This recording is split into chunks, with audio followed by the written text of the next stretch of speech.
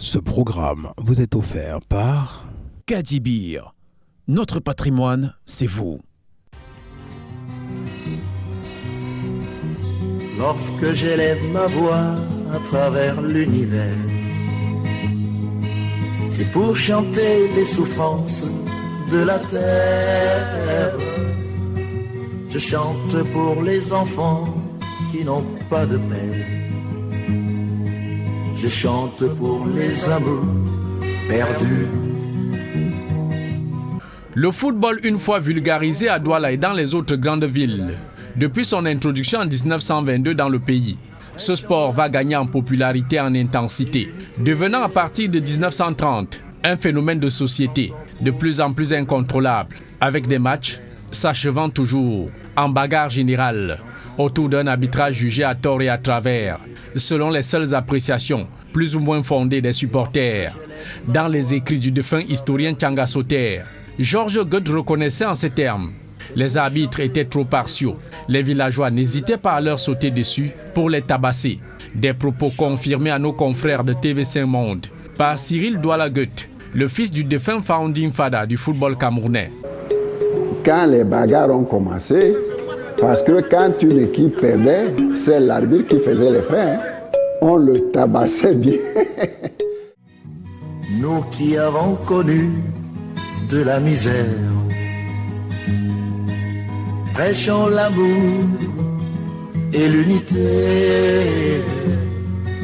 Chantons pour que demain soit plus clair. Et chantons pour les cœurs brisés. Des débordements qui ne laissèrent nullement indifférents les administrateurs coloniaux. Le verre était donc en plein dans le fruit, avec le fameux risque de trouble à l'ordre public. Et le colon blanc n'hésitait pas à prendre des mesures conservatoires pour endiguer un phénomène grandissant. Les bagarres ont pris une dimension qui a fait peur aux administrateurs de la place, qui ont intimé l'ordre à mon père de présenter des statuts.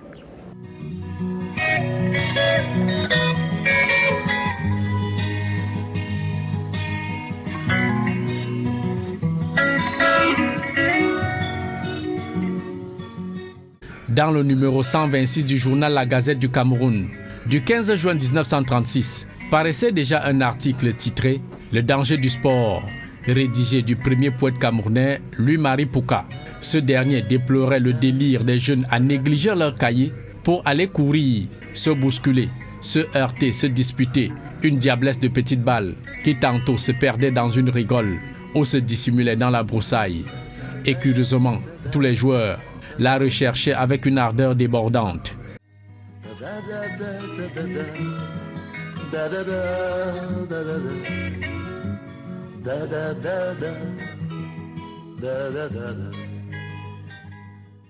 La pratique effrénée du foot à cette époque, c'était aussi des conséquences énormes. Des bras fracturés, des jambes cassées. D'aucuns, en quête de victoire à tout prix, recouraient même aux sorciers pour avoir des herbes aux vertus mystiques, des gris-gris au pouvoir magique, visant à déstabiliser ou neutraliser les forces de l'adversaire sur le terrain. Tous les matins, pour y revenir, tous les soirs. Lorsque j'élève ma voix à travers l'univers, c'est pour chanter les souffrances de la terre. Ça se compte.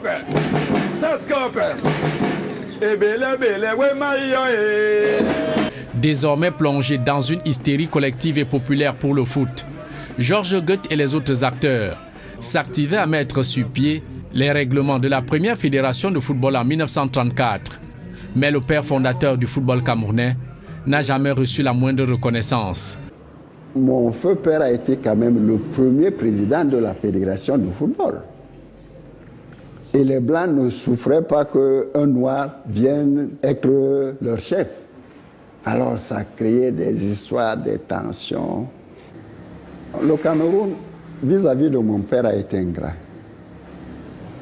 Parce que les plus grandes joies que les gens ont eues au Cameroun, c'était le football. Mais on n'a même pas donné le nom d'un stade à mon père.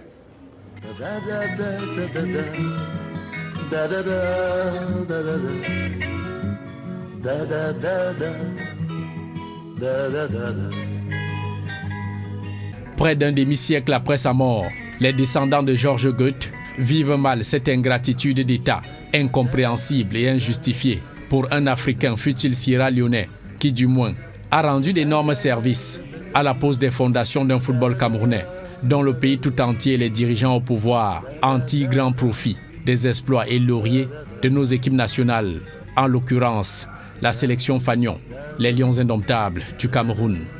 Le Cameroun vient de gagner son 4e titre en Coupe d'Afrique des Nations, record qui était détenu par 2 pays d'Afrique, c'est-à-dire le Ghana et l'Égypte. Dans le monde entier, qui ne connaît pas les Lions indomptables du Cameroun?